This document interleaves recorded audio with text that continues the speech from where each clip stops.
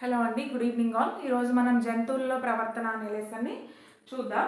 ఈ జంతువుల ప్రవర్తననే మనం ఇంగ్లీష్లో యానిమల్ బిహేవియర్ అని కూడా అంటాం.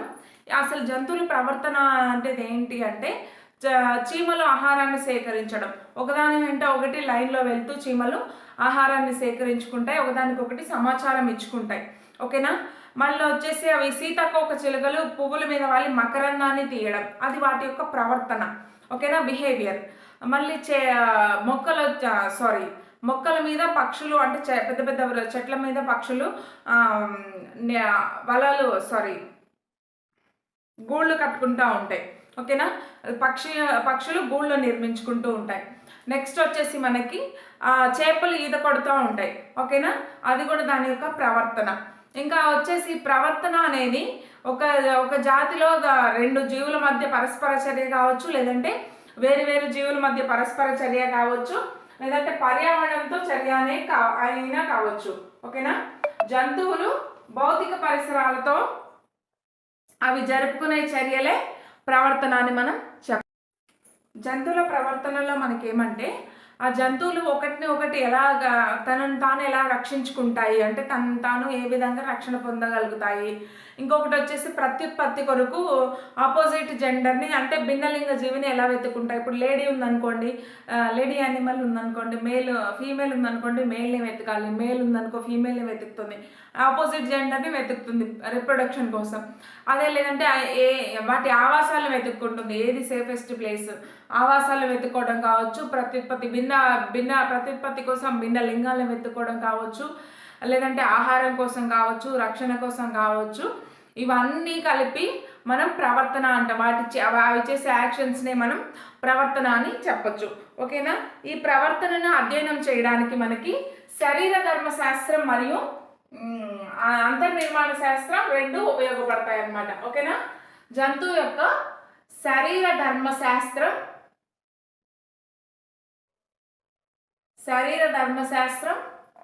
ఫిజియాలజీ. ఓకేనా, అంతర్నిర్మాణ శాస్త్రం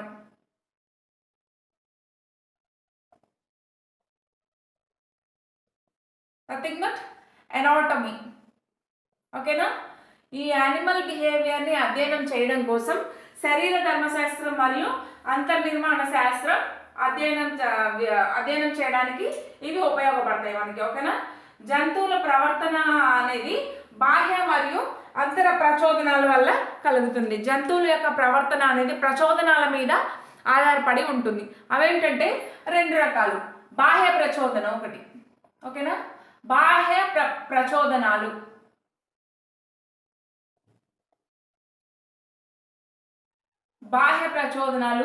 ఓకేనా, బాహ్య ప్రచోదనాలు వచ్చేసి మనకి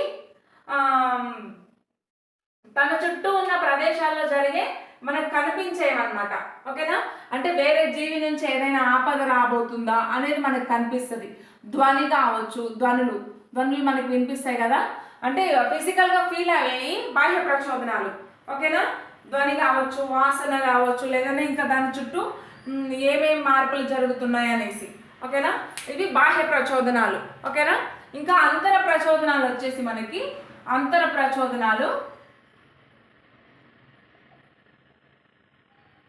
ఆకలి. ఓకేనా, ఆకలి, భయం, ఫియర్.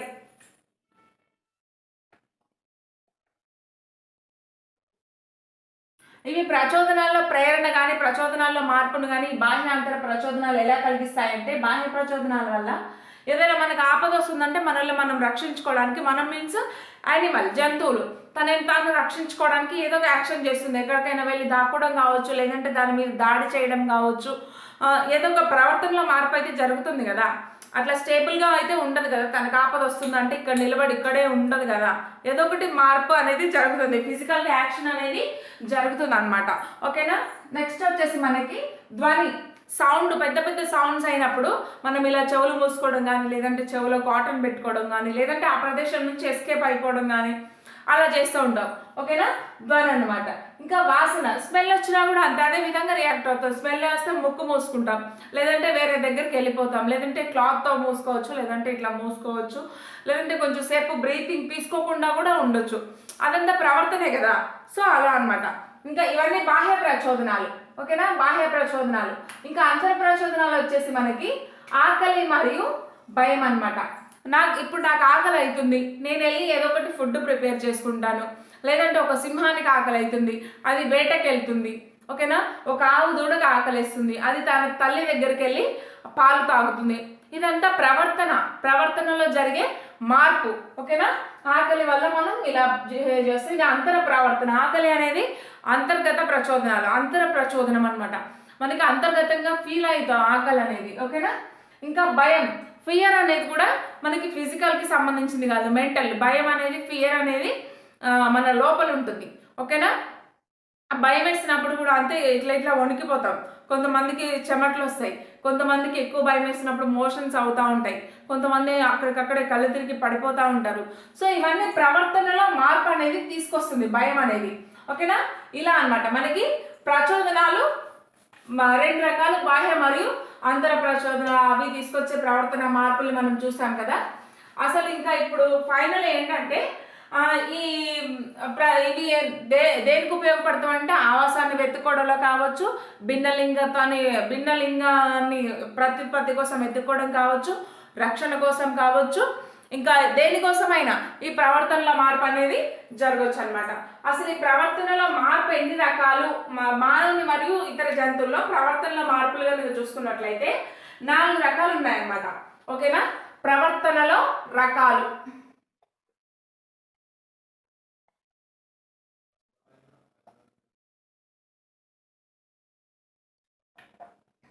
ప్రవర్తనల రకాలు ఎన్ని టైప్స్ అంటే గన, ఒకటి వచ్చేసి మనకి సహజాత ప్రవృత్తి.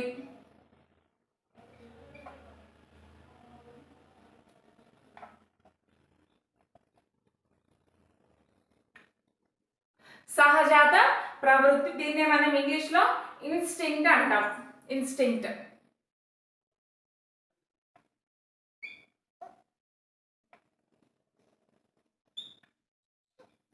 రెండోది వచ్చేసి అనుకరణ, ఇంప్రింటింగ్.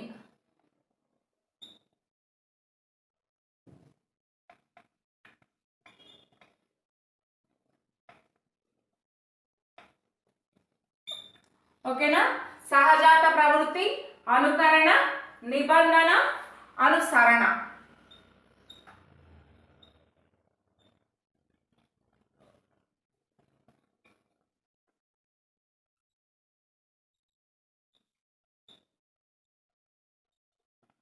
అనుసరణ, నిబంధన. ఓకేనా, కండిషనింగ్, ఇమిటేషన్.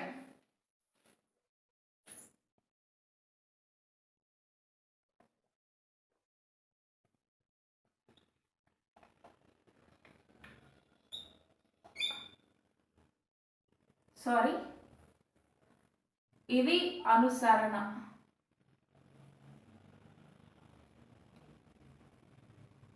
ఇది అనుకరణ. ఓకేనా, ఇవి మనకి సహజ ప్రవర్తనలో ప్రవర్తనలో రకాలు. ఓకేనా, అనుసరణ వచ్చేసి ఇంగ్లీష్లో ఇంప్రింటింగ్, ఇమిటేషన్.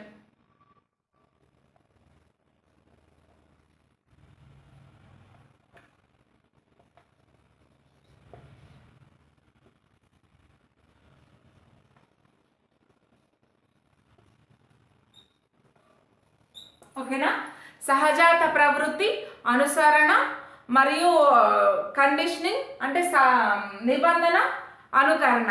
ఓకేనా, ఇవి 4 టైప్స్ ప్రవర్తనలో మార్పు. ఒకటొకటి ఇన్ డీటెయిల్గా చూద్దాం. ఫస్ట్ మనం సహజాత ప్రవర్తన అనే దాని గురించి చూద్దాం. ఈ సహజాత ప్రవర్తన అంటే పుట్టుకతో పాటు వచ్చే బిహేవియర్ అన్నమాట. ఓకేనా, బై బర్త్ వస్తుంది, పుట్టుకతో వచ్చే ప్రవర్తననే సహజాత ప్రవర్తన అంటారు. వీటిని మనం పుట్టుకతో వస్తుంది, వీటిని మనం నేర్చుకునే అవసరం అనేది ఉండదన్నమాట. అంటే పర్టికులర్గా ఇది నేర్చుకోవాలి, ఈ ప్రవర్తన మనం నేర్చుకోవాలనేది లేదు. సహజాత ప్రవర్తన అంటే పుట్టుకతో పాటే వస్తుంది. ఓకేనా? మనం పుట్టిన తర్వాత కొన్ని మంత్స్కి 5 మంత్స్కి బేబీ తల నిలబెడుతుంది. 9 మంత్స్కి 9 మంత్స్కి లేదంటే 7 మంత్స్కి కొంతమందికి పళ్ళు వస్తాయి, కొంతమందికి 9 మంత్స్కి పళ్ళు వస్తాయి. ఓకేనా? జ్ఞానదంతం అనేది 21 ఇయర్స్కి వస్తుంది. ఏదైనా నిప్పు మీద కానీ లేదంటే కోసుగా ఉండే ఒక కత్తి లాంటి దాని మీద కానీ ఇట్లా మనం చేయబెడితే వెనక్కి లాగేసుకుంటాం. అది మనకి ఎవరు చెప్పరు. ఓకేనా? కాలింది కాబట్టి వెనక్కి లాక్కున్నాం. అది సహజాత ప్రవర్తన. మనకి నిప్పు కాలుతుంది వెనక్కి లాక్కు అని మనం ఏమి నేర్పించము. ఫర్ ఎగ్జాంపుల్ చిన్నపిల్లలు తెలియక పెట్టినా కూడా అది వాళ్ళకి బ్రెయిన్లో ఫీడ్ అయిపోయి ఉంటుంది. నిప్పు కాలుతుంది కాబట్టి దాని జోలికి అనేది వెళ్ళరనమాట. ఓకేనా? పక్షి గూడు కట్టుకోవడం, పక్షి గూడు కట్టుకోవడం అనేది ఎవరు నేర్పించరు. దానికి అదే పక్షి గూడు కట్టేసుకుంటుంది. ఓకేనా? భిన్న లింగత్వాన్ని ప్రత్యుత్పత్తి కోసం వెతుక్కోవడం. ఓకేనా? అది కూడా సహజాత ప్రవర్తననే. ఓకేనా? సహజాత ప్రవర్తన అనేది పుట్టుకతో వచ్చే ప్రవర్తన, పుట్టుకతో వస్తుంది అనమాట. ఇది పుట్టుకతో వస్తుంది. ఓకేనా? ఇది జటిలమైనది.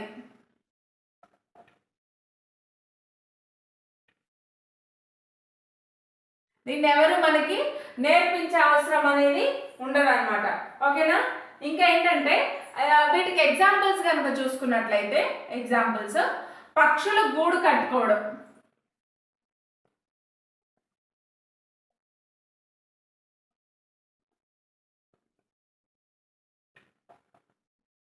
పక్షులు గూడు కట్టుకోవడం, చేపలు ఈదడం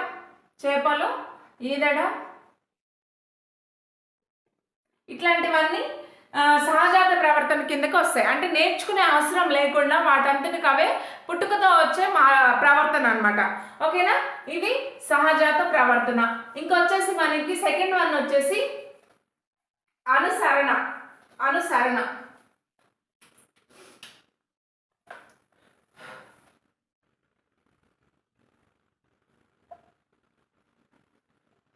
అనుసరణ అనుసరణ అంటే ఇంప్రింటింగ్ అంటాం ఇంగ్లీష్లో.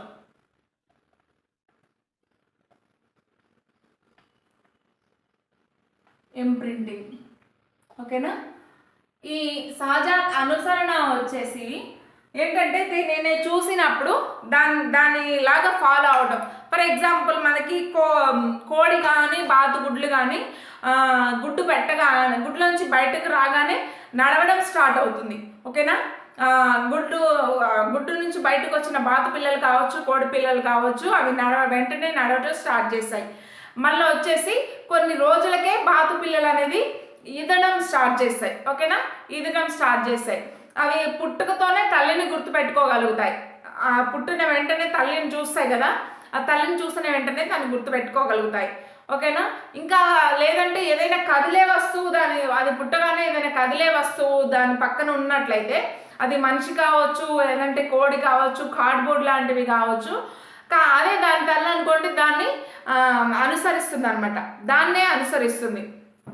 ఫర్ ఎగ్జాంపుల్ బాత్ ఉంది ఇక్కడ.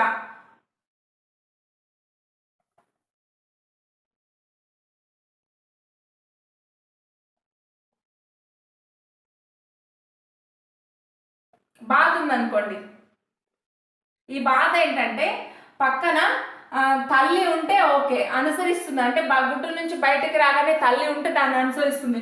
ఆ తల్లి ప్లేస్లో మనకి కార్డ్బోర్డ్ లాంటిది, అంటే అట్టపెట్టె లాంటిది ఉన్న కార్డ్బోర్డు, కదిలే కార్డ్బోర్డు. ఓకేనా? కదిలే కార్డ్బోర్డ్స్ మనం తయారు చేసుకుంటాం కదా కార్డ్బోర్డ్స్, అది ఉన్నా కానీ లేదంటే కోడి ఉన్నా కానీ లేదంటే మనుషులు ఉన్నా కూడా అవే వాటి తల్లి అనుకొని వాటిని అనుసరిస్తుంది. ఆ కదిలే వస్తువులే దాని తల్లి అనుకొని వాటినే అనుసరిస్తాయన్నమాట. ఓకేనా?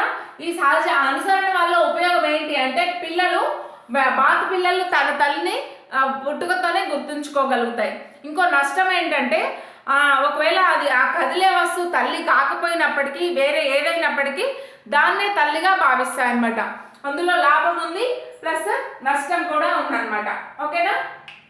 ఇంకొచ్చేసి జంతువుల ప్రవర్తనను అధ్యయనం చేసిన వారు ఎవరు అంటే, మీకు ఇది లాస్ట్గా చెప్తాను. ఇప్పుడు వచ్చేసి నిబంధన. థర్డ్ వన్ వచ్చేసి నిబంధన మీన్స్ కండిషనింగ్. ఇంగ్లీష్లో వర్డ్స్ కూడా తెలుసుకోండి, యూజ్ అవుతాయి. నేను మళ్ళీ ఇంగ్లీష్ క్లాసులు కావాలని నేను కామెంట్ చేయండి, మీకు ఇన్కేస్ అవసరం ఉంటే ఇంగ్లీష్ మీడియంలో కూడా క్లాసులు చేస్తాను. ఓకేనా. నిబంధన వచ్చేసి కృత్రిమంగా ఒక ఉద్దీపనకు ప్రతిచర్య చూపించడం. ఓకేనా. ఇదేంటంటే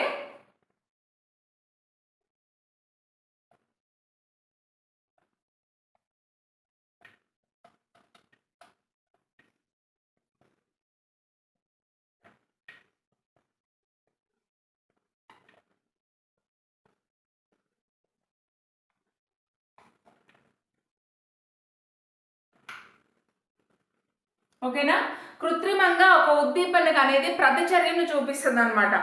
ఎట్లా ఉంటుందంటే అది ఫర్ ఎగ్జాంపుల్ మనం ఒక కుక్కకి ఆహారం పెట్టాం. ఇక్కడ ఆహారం పెడితే ఆ కుక్క ఏం చేస్తుంది, కుక్క లాలాజలం కారుస్తుంది. లాలాజలం కారుస్తుంది. ఇది సహజ ఉద్దీపన అయితే ఇది సహజ ప్రతిచర్య. ఓకేనా. ఉద్దీపన ప్రతిచర్య. ఓకేనా. ఇంకా వచ్చేసి మనకి ఆహారం ఇచ్చే ముందు ఒక బెల్ కొట్టామనుకోండి, బెల్ కొట్టినప్పుడు వెంటనే ఆహారం ఇచ్చాం, అప్పుడు ఆహారం తింటుంది, లాలాజలం కారుస్తుంది. ఓకేనా. కానీ కొన్ని రోజుల వరకు అది బెల్ కొట్టి ఆహారం ఇచ్చి కొన్ని డేస్ తర్వాత బెల్ కొట్టి ఆహారం ఇవ్వకపోయినా సరే అది కుక్క అనేది లాలాజలం కార్చడం స్టార్ట్ చేస్తుంది. ఓకేనా. అదేంటంటే మనకి ఈ బెల్ అనేది కృత్రిమ ఉద్దీపన.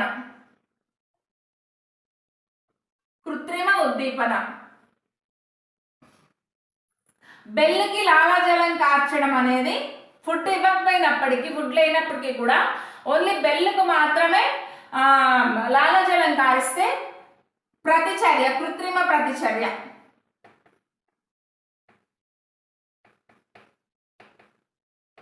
ఓకేనా. దీన్నే మనం నిబంధన అంటాం, అంటే కండిషనింగ్. ఓకేనా. నిబంధన సహిత ప్రతిచర్య అని అంటాం. ఓకేనా. ఇది నిబంధన అన్నమాట. ఇలా నిబంధన మీద అంటే ప్రయోగాలు చేసి కుక్క మీద ప్రయోగాలు చేసి నిబంధన మీద ప్రయోగాలు చేసింది ఎవరు, నిరూపించింది ఎవరు అంటే ఇవాన్ పావ్లోవ్ గారు. రష్యన్కి చెందిన ఇవాన్ పావ్లోవ్ గారు అనే శాస్త్రవేత్త మనకు నిబంధన మీద ప్రయోగాలు చేయడం జరిగింది. నెక్స్ట్ వచ్చేసి మనకి అనుకరణ అన్నమాట. అనుకరణ అంటే ఇమిటేషన్. ఒక జంతువు యొక్క ప్రవర్తనను చూసి వేరొక జంతువు సేమ్ అలాగే ప్రవర్తించడాన్ని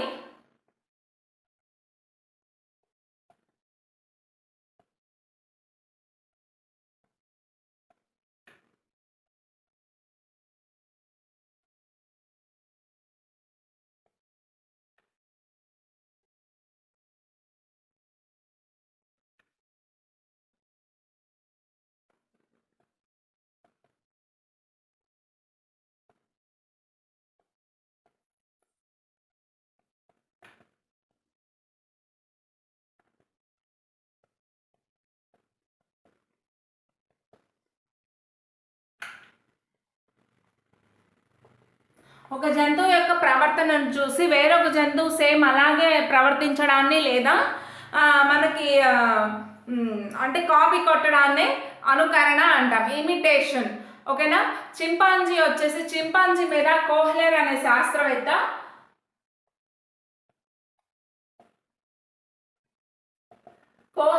శాస్త్రవేత్త చింపాంజీ మీద ప్రయోగాలు చేసి ఈ అనుకరణను నిరూపించారు. ఫర్ ఎగ్జాంపుల్ మనం ఏదైనా చేసామనుకోండి, చింపాంజీలు మనలాగే ప్రవర్తించడం జరుగుతుంది. కొన్ని ప్రైమేట్స్, ఓకేనా, ప్రైమేట్స్ కూడా అనుకరణనే ఎక్కువగా చూపిస్తాయి. ఓకేనా. ప్రైమేట్స్ అంటే చింపాంజీ, కోతి, మనుషులు ఇవన్నీ వస్తాయి ప్రైమేట్స్ కిందకి. ఓకేనా. ఇంకా వచ్చేసి మన కొంతమంది టీనేజ్లో ఉన్న పిల్లలు ఏం చేస్తారంటే వాళ్ళ ఇష్టమైన హీరోయిన్స్ లాగా వాళ్ళని ఇమిటేట్ చేయాలనుకుంటారు. ఇమిటేట్ అంటే ఏంటంటే వాళ్ళు ఎలా రెడీ అయ్యారో నేను కూడా అలానే రెడీ అయ్యాను. ఫర్ ఎగ్జాంపుల్ ఫలానా సినిమాలో ఒక హీరోయిన్ ఇలా హెయిర్ స్టైల్ తీసింది, నేను కూడా ఇలానే తీయాలి. లేదంటే ఆమె ఆ డ్రెస్ వేసుకుంది, నేను అలాంటి డ్రెస్ వేసుకోవాలి. లేదంటే ఇంకా వచ్చేసి మనకి వాళ్ళ హెల్పింగ్ నేచర్ని కూడా కొంతమంది మా హీరో ఇలా హెల్ప్ చేశాడు ఆ మూవీలో, అందుకే ఆ హీరోయిన్ పడిపోయింది, నేను కూడా ఇలా చేయాలి, తనలాగే హెల్పింగ్ నేచర్తో కలిగి ఉండాలి, అట్లా ఇట్లాంటివన్నీ మనం చూస్తూనే ఉంటాం. వాటన్నింటి మనం అనుకరణ కింద చెప్తామన్నమాట. ఓకేనా. కోహ్లర్ అనే శాస్త్రవేత్త అనుకరణ మీద ప్రయోగాలు చేశారు. ఇంకా వచ్చేసి మనకి ప్రవర్తన గురించి మనకి చెప్పింది ఎవరు అంటే, జంతువుల యొక్క ప్రవర్తన గురించి మొట్టమొదటిసారిగా కోనార్డ్ లోరెంజ్ అనే శాస్త్రవేత్త.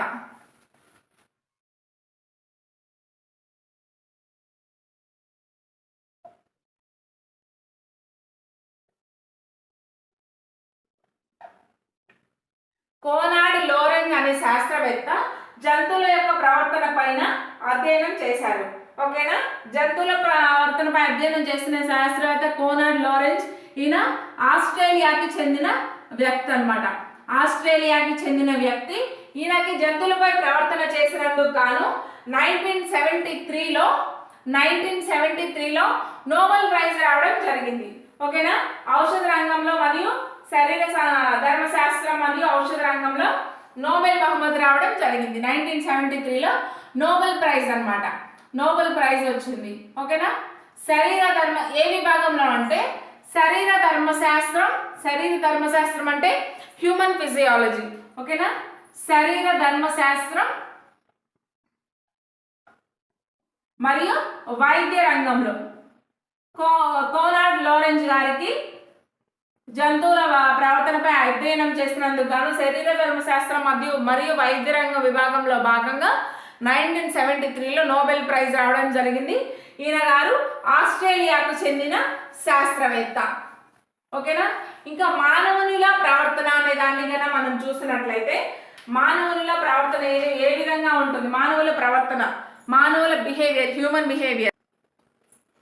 మానవునిలో ప్రవర్తనాన్ని కనుక చూసినట్లయితే మానవునిలో సహజాత ప్రవర్తన వచ్చేసి 9 నెలలకి పళ్ళు, 9 లేదా 7, కొంతమందికి 7 కావచ్చు, కొంతమందికి 9 కావచ్చు, ఆ నెలలో పళ్ళు రావడం, లేదంటే 5 మంత్స్కి మెడ నిలపడం.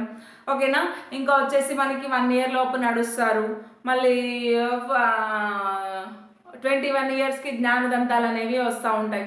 ఇలాంటివన్నీ సహజ ప్రవర్తనలు అనమాట మానవుల్లో. ఓకేనా.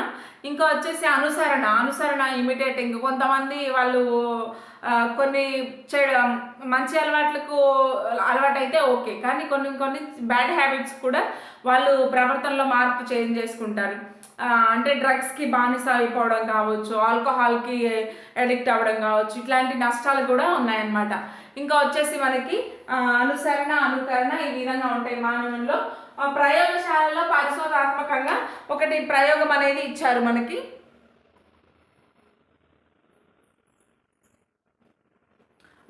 బొద్దింకకు సంబంధించి ఒక ప్రయోగం చేద్దాం మనం. ఓకేనా. బొద్దింకకు సంబంధించి అంటే సహజ ప్రవర్తన ఏ విధంగా ఉంటుందని. ఫర్ ఎగ్జాంపుల్ మనం ఒక కార్డ్బోర్డ్ తీసుకొని, ఒక బాక్స్ తీసుకొని, ఇందులో 4 ఎన్విరాన్మెంటల్ కండిషన్స్ మనం రెడీ చేద్దాం అనమాట. ఇందులో ఏంటంటే తడి, వెలుతురు,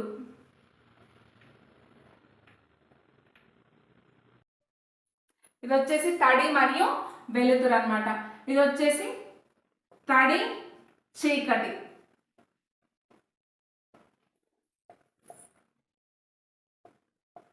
పొడి, వెలుతురు. తడి, చీకటి, తడి, వెలుతురు, పొడి, వెలుతురు, పొడి, చీకటి. ఓకేనా.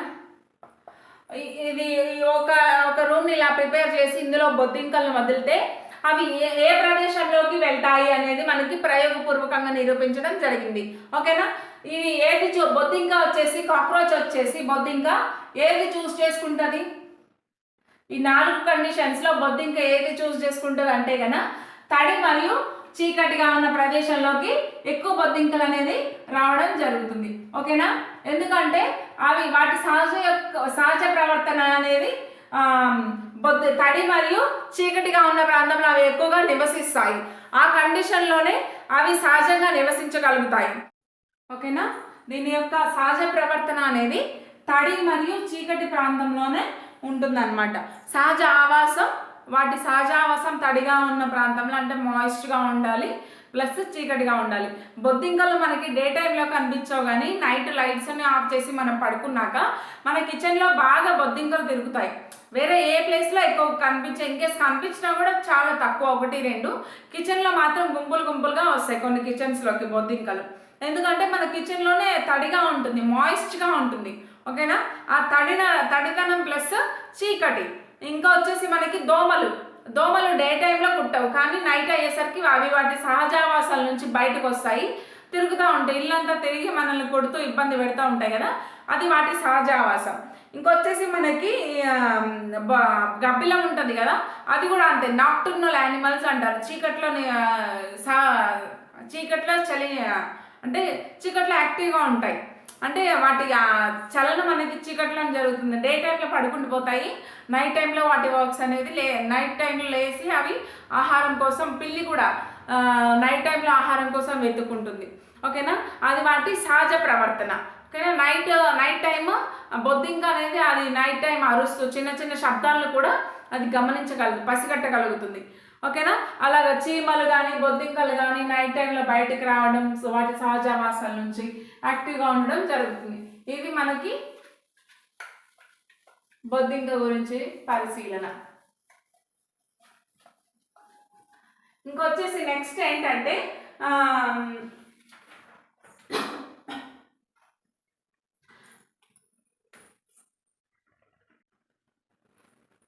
మనకి ఇప్పుడు కనుక చూస్తే నేల మీద కానీ నీటిలో కానీ నివసించే జీవుల యొక్క ప్రవర్తన, అంటే వాటి యొక్క అనుసరణ కావచ్చు, వాటి నిబంధన కావచ్చు, అనుకరణ కావచ్చు, ఇవన్నీ రకరకాలుగా ఉంటాయి.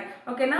జీవుల యొక్క ప్రవర్తన అనేది వాటి జీవరసాయన చర్యల మీద ఆధారపడి ఉంటుంది. ఫర్ ఎగ్జాంపుల్ కుక్క అనే ఆ వాసన పసిగట్టడం. ఓకేనా? అది ఒక సహజ ప్రవర్తన. ఇంకొకటి వచ్చేసి చీమల్లో ఆహారాన్ని వెతకడం.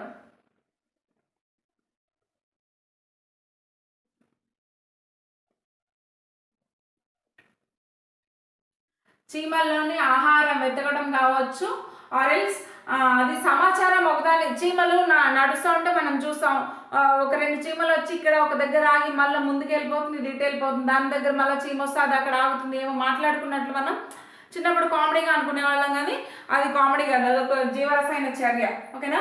చీమల ఆహారాన్ని వెతకడం కావచ్చు, సమాచారాన్ని అందించడం కావచ్చు, అంటే ఒక చీమ నుంచి మరొక చీమకు సమాచారం అన్నమాట, సమాచారాన్ని అందించడం కావచ్చు. ఇవన్నీ ఫిరమోన్స్ అనే దాని వల్ల జరుగుతుంది. ఫిరమోన్స్ అనే హార్మోన్స్ వల్ల జరుగుతుంది అన్నమాట. ఓకేనా? ఫిరమోన్స్ గుర్తుంచుకోండి. ఓకేనా? ఇంకా వీటిలో జరిగే ప్రవర్తన అనేది వాటి జీవరసాయన చర్యల మార్పు వల్ల జరుగుతుంది అన్నమాట. ఇంకొచ్చేసి మనకి వివిధ రకాల చర్యలు అనేవి రకరకాలుగా జరుగుతూ ఉంటాయి. ఓకేనా? యానిమల్స్లో కావచ్చు, పక్షుల్లో కావచ్చు. ఫర్ ఎగ్జాంపుల్ పక్షి గూడు కట్టుకోవడం వివిధ రకాలుగా ఉంటుంది.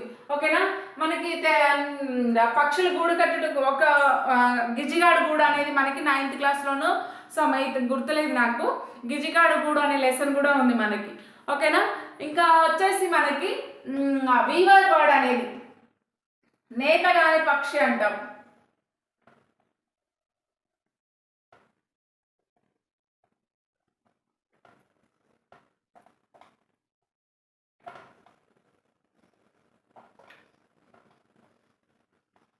Weaver bird. ఓకేనా? ఈ నేతగాని పక్షి ఏం చేస్తుందంటే 3 ఆకులతో అది నెట్ అల్లుకుంటుంది. ఓకేనా? ఓన్లీ 3 ఆకులతోనే అది గూడు కట్టుకోవడం జరుగుతుంది. 3 ఆకులు అంటే ఒకటి కిందకి ఇలాగా,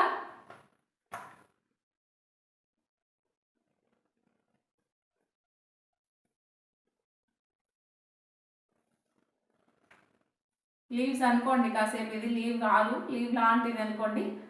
ఇంకోటి వచ్చేసి ఇలా కలుపుకుంటుంది అనమాట. ఓకేనా?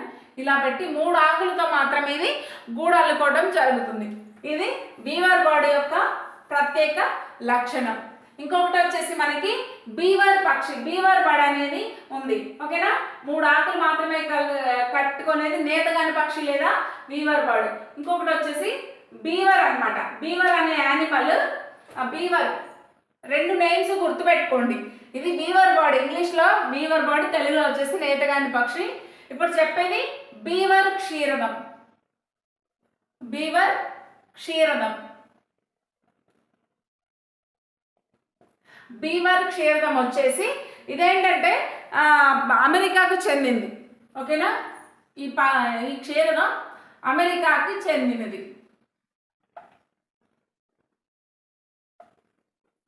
ఇది పెద్ద పెద్ద బరువు గల చెట్టు దుంగల్ని తీసుకొచ్చి పెద్ద పెద్ద బరువు గల దుంగలు అనేవి తీసుకొచ్చి ఒక నీటి కొలంలో ఒక పక్క సైడ్కి కొంచెం నీటిని నిల్వ చేసేలాగా ఆ దుంగలు అలా పరిచి 4 అడుగుల ఎత్తు వరకు గోడ కట్టుకోగలుగుతుంది. అంటే రాళ్ళు మట్టి తీసుకొచ్చి 4 అడుగుల ఎత్తు వరకు గోడ కట్టి నీటిని నిల్వ చేసి ఆ నీటిలో ఆ ఆవాసంలో ఈ పక్షి ఫ్యామిలీ అనేది పక్షి కాదు క్షీరదం, ఈ క్షీరదం అనేది బీవర్ అనే క్షీరదం నివాసం ఉంటుందన్నమాట. ఓకేనా, ఎంత పెద్ద దుంగలైనా సరే అవి వాటి పళ్ళతో కొరికి, అంటే అంత స్ట్రాంగ్గా ఉంటాయి వాటి పళ్ళతో కొరికి తీసుకొచ్చి ఒక సైడ్కి, అంటే ఇది నీటి కొల్లు అనుకుందాం, ఈ చివరికి తెచ్చి ఉండొచ్చు. ఓకేనా, ఇలా తీసుకొచ్చి పెద్ద దుంగని ఇలా వేసి అంటే మళ్ళీ రాళ్ళు మట్టి ఇవన్నీ తీసుకొచ్చి ఒక 4 ఫీట్ వరకు గోడ కడుతుంది. ఆ గోడ కట్టి ఆ ఆవాసంలో ఆ బీవర్ క్షీరదం మరియు వాటి యొక్క ఫ్యామిలీ అనేది నివాసం ఉండడం జరుగుతుంది. ఓకేనా, ఇంకొకటి వచ్చేసి జంతువుల తెలివితేటలు. కందిరీగ గురించి చూసామా? కందిరీగ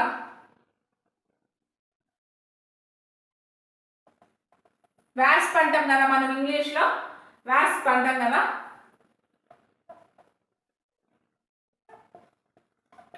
కందిరీగ ఏం చేస్తుందంటే అవి అంటే గోడకి మట్టి ముద్దలుగా చేసి గోడకి అది కట్టుకుంటుంది ఇల్లు, అంటే గూడులాగా.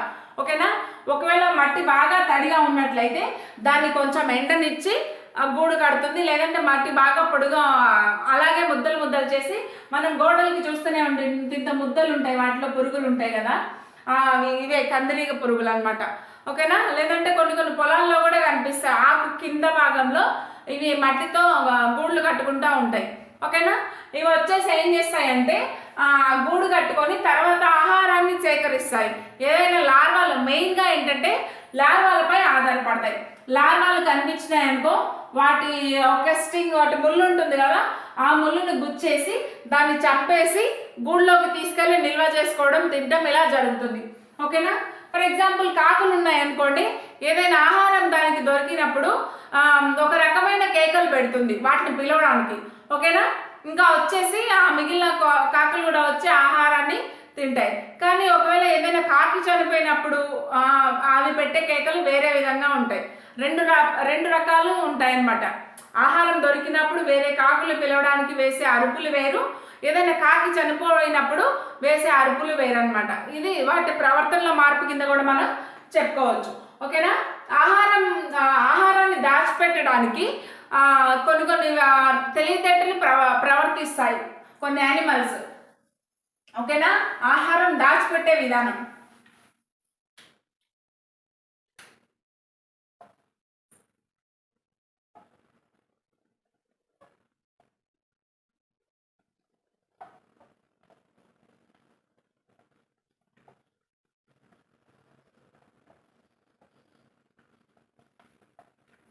కొన్ని పక్షులు ఆహారాన్ని దాచిపెట్టే విధానం చూస్తే ఆశ్చర్యంగా కలుగుతుంది. ఓకేనా, అవేంటంటే తెలివితేటలు, లేదంటే అతి తెలివితేటలు కావచ్చు, లేదంటే మోసగించే తత్వం, ఇవన్నీ మనుషులకే ఉన్నాయి అనుకుంటాం.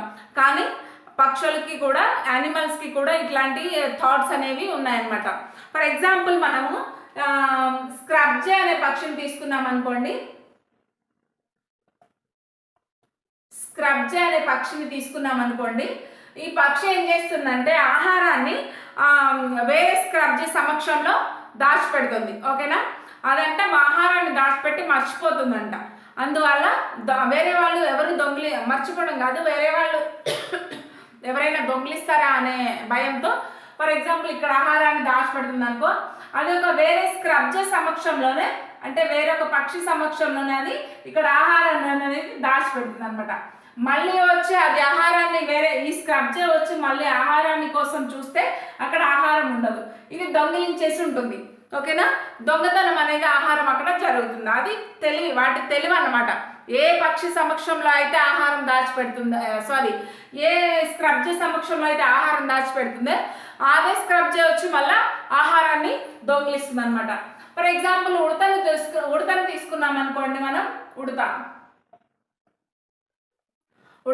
ఇలా ఆహారాన్ని దొంగిలిస్తున్నాయని చెప్పి వాటి వేరే ఉడతల్ని మోసం చేయడానికి భూమిలో అక్కడక్కడ చాలా చోట్ల గొయ్యి తవ్వి దాని మీద ఇసుక లాంటిది లేదంటే మట్టి, చెత్త ఆకులు ఇట్లాంటివన్నీ వేస్తుంది అనమాట. ఎందుకంటే వేరే ఉడత వచ్చి చూసినప్పుడు ఇక్కడ దాచిపెట్టిందని వాటిని తవ్వి ఆహారాన్ని తీసుకుంటాయి, వాటిని మోసం చేయొచ్చు. కానీ అవి తవ్వి ఆహారం కోసం వెతుకుతాయి కానీ ఆహారం ఉండదని చాలా చోట్ల గోతులు తవ్వి దాని మీద మళ్ళీ మట్టి కప్పినట్టు వేసి కొన్ని ఆకులు పుల్లలు అట్లా వేస్తాయి, అంటే దాన్ని తప్పుదారి పట్టించడానికి. ఓకేనా, ఇలా చాలా చోట్ల గొయ్యి తవ్వి ఏదో ఒక ప్లేస్లో అది ఆహారాన్ని పాతి పెట్టుకుంటుంది. ఒక్కొక్కసారి ఏంటంటే అది నిజంగా ఆహారం ఎక్కడ పాతి పెట్టిందో అదే మర్చిపోతుంది. ఎందుకంటే వేరే ఉడతల్ని రానియకుండా మోసం చేయడానికి అన్ని గొయ్యిలు తవ్వింది కదా, ఒక్కొక్కసారి అదే మర్చిపోతుంది అనమాట.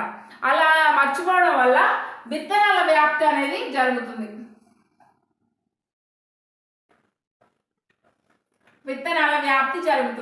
విత్తనాలు ఇవి ఫుడ్ తెచ్చి విత్తనాలు తీసుకొచ్చి దాచిపెట్టుకున్నాయి కానీ మర్చిపోయింది ఉడత.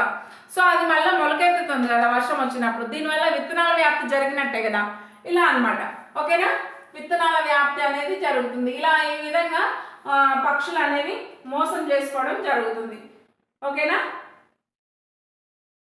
స్క్రబ్జే పక్షి మరియు ఉడతల గురించి చూసాం కదా. ఇప్పుడు మనం ఇంకొచ్చేసి డాల్ఫిన్స్ గురించి, అంటే అవి ఒక లాజికల్ థింకింగ్ చేస్తాయి అనమాట.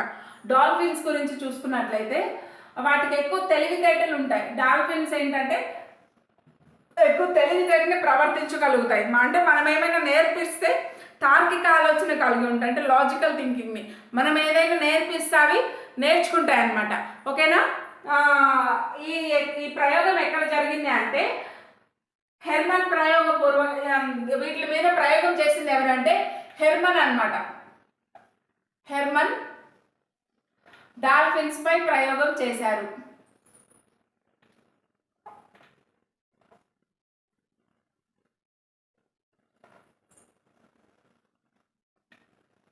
హెర్మన్ అనే వారు డాల్ఫిన్స్ పై ప్రయోగం చేయడం జరిగింది. ఓకేనా, ప్రయోగపూర్వకంగా నిరూపించాడు అనమాట.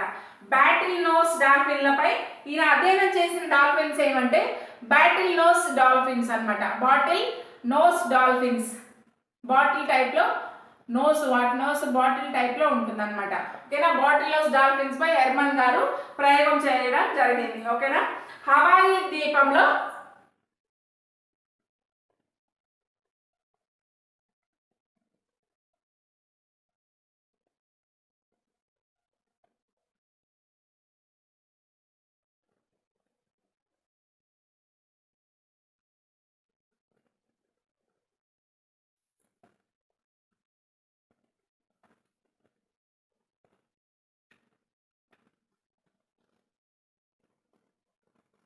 హవాయి ద్వీపంలోని కవలో బేసిన్ మామల్లో ఈ ప్రయోగం అనేది అలానే ల్యాబొరేటరీలో ప్రయోగం చేశారనమాట.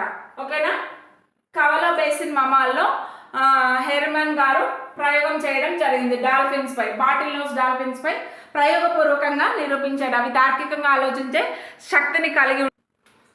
ఆ 4 డాల్ఫిన్స్ ఏంటి అంటే అక్కికోమా, ఫీనిక్స్, అలెన్, హిప్పో. ఓకేనా, అక్కికోమాయ్, ఫీనిక్స్, అలెన్, హిప్పో.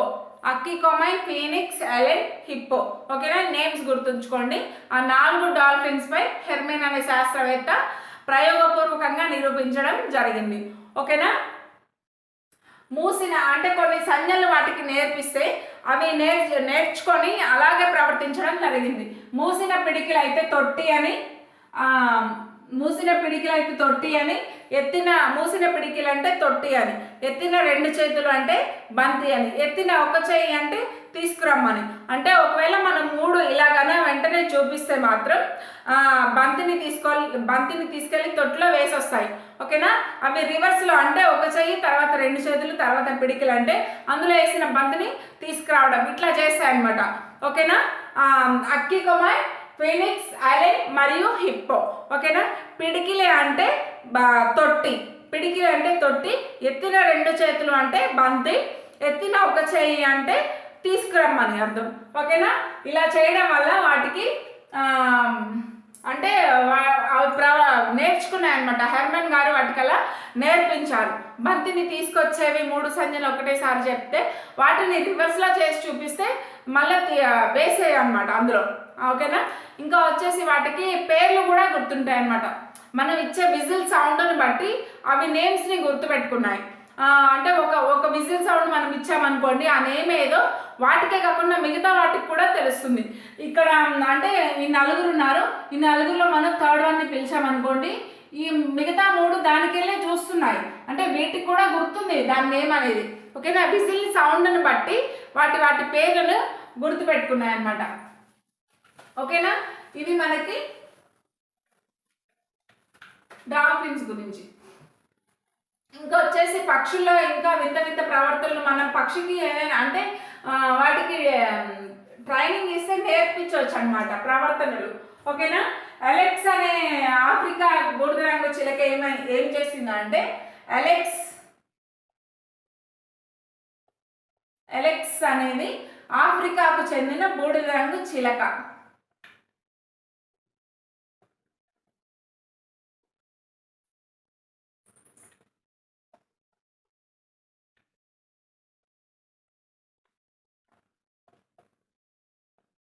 ఆఫ్రికాకు చెందిన బూడిద రంగు చిలక. ఓకేనా? ఇదేంటంటే 7వ ఎక్కం వరకు నేర్చుకుంది అనమాట. ఓకేనా? 100 పదాలు నేర్చుకుంది. ఇది చనిపోబోయేసరికి 7వ ఎక్కం దాకా నేర్చుకుంది. కొన్ని పదాలను ఇది వేరే వాటికి ట్రైనింగ్ కూడా ఇచ్చింది అనమాట. ఈ చిలుక అనేది, ఆఫ్రికాకు చెందిన బూడిద రంగు చిలక అలెక్స్ అనేది వేరే వాటికి ట్రైనింగ్ కూడా ఇచ్చింది అనమాట, నేర్పించింది. ఓకేనా? ఇది వచ్చేసి మనం దీనికి యాపిల్ పెట్టామనుకోండి, ఫర్ ఎగ్జాంపుల్ ఇది ఎల్లో కలర్ బౌల్, ఇది ఎల్లో కలర్ బంతి. ఓకేనా? ఇది ఒక బౌల్ అనుకుందాం. ఓకేనా?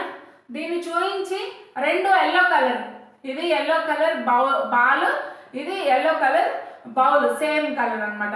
ఈ రెండింటినీ చూపించి వాటి మధ్య సిమిలారిటీస్ ఏంటి అంటే వాటి మధ్య ఉన్న పోలికలు ఏంటి అంటే కలర్ అని చెప్పింది. ఓకేనా? వాటి మధ్య ఉన్న డిఫరెన్సెస్ ఏంటి అంటే వాటి మధ్య ఉన్న ఆ రెండింటి మధ్య ఉన్న తేడా ఏంటి అంటే ఆకారం అని చెప్పింది. ఓకేనా? ఎల్లో బంతి వచ్చేసి రౌండ్గా ఉంది, బౌల్ వచ్చేసి ఈ షేప్లో ఉంది. డిఫరెన్స్ అనేది ఆకారం.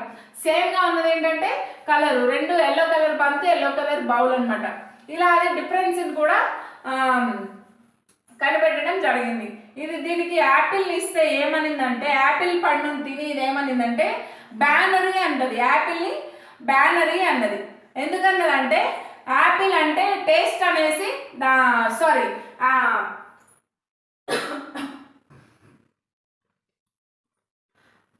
బనానా లాగా టేస్ట్ ఉందంట యాపిల్, బనానా లాగా టేస్ట్, చెర్రీ లాగా కలర్, బనానా లాగా టేస్ట్, చెర్రీ లాగా కలర్ ఉందనేసి మనం యాపిల్ ఇస్తే దానికి అలెక్స్కి దాన్ని బ్యానరీ అని పిలిచింది.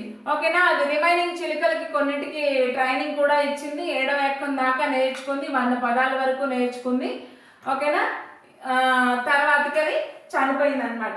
ఇంకా వచ్చేసి మనకి పాములు బుసగొడతాయి, అంటే వాటిని అవి రక్షించుకోవడానికి, ఏదైనా భయం వేసినప్పుడు లేదంటే రక్షించుకోవడానికి పాములు అనేది బుసగొడతాయి, కుక్కలు అనేది వెంటబడతాయి. ఓకేనా? అది కూడా వాటి ప్రవర్తనే అనమాట. ఇంకా వచ్చేసి మనకి కొన్ని యానిమల్స్ కొన్ని విచిత్రమైన యాక్షన్స్ చేస్తాయన్నమాట. ముళ్ళపంది అయితే దాని మీద ఉండే రోమాలు ఇలా ఉంటాయి కదా, అవి ఇంకా ఇట్లా నిక్కబడుచుకొని ఉంటాయన్నమాట. ఓకేనా? ఈ విధంగా వాటి ప్రవర్తన, వాటిని రక్షించుకోవడానికి ఇన్ని యాక్షన్స్ చేస్తాయన్నమాట, శత్రువుల నుంచి రక్షించుకోవడానికి. ఇంకోటి వచ్చేసి మనకి టాస్మేనియన్ డెవిల్ అనేది, టాస్మేనియన్ డెవిల్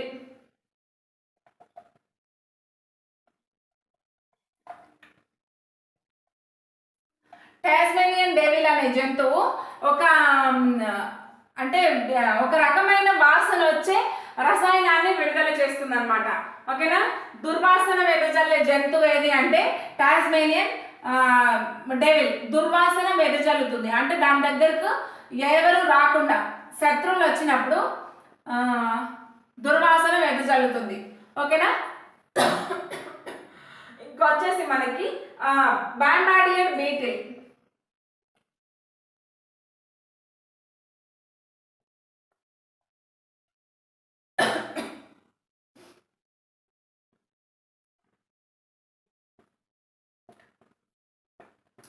బాంబాడియర్ బీటిల్ వచ్చేసి ఇదేంటంటే ఇది కూడా ఒక దుర్వాసన వెదజల్లే వాయువుని విడుదల చేస్తుంది.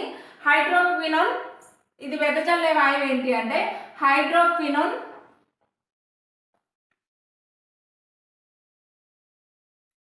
మరియు హైడ్రోజన్ పెరాక్సైడ్.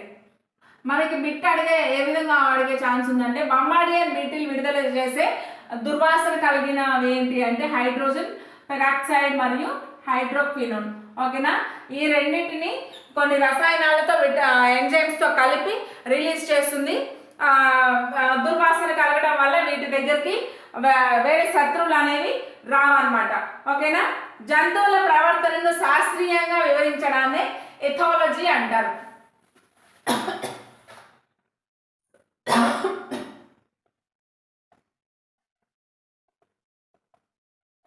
ఎథాలజీ జంతువుల ప్రవర్తన శాస్త్రం.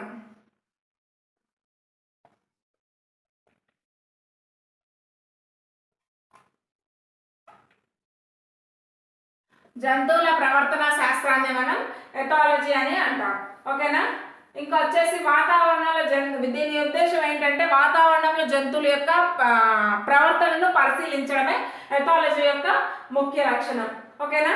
నికోలస్ టింబర్జన్ అనే శాస్త్రవేత్త కొనాడ్ లారెన్స్ మరియు కార్ల్ వాన్ ఫ్రిష్లతో కలిసి జంతువులపై ప్రయోగాలను నిర్వహించారు. ఓకేనా. నికోలస్ టింబర్జన్.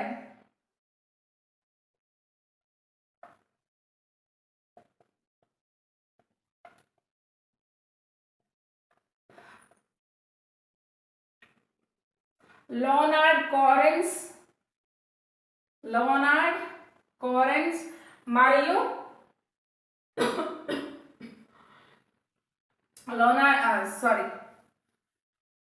కోనార్డ్ లారెన్స్.